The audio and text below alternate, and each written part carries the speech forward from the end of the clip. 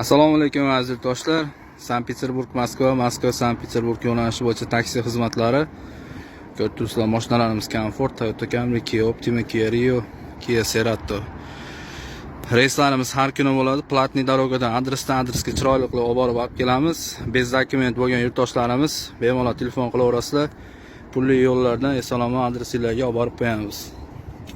Telefon nomerimiz +7 925 515 15 14.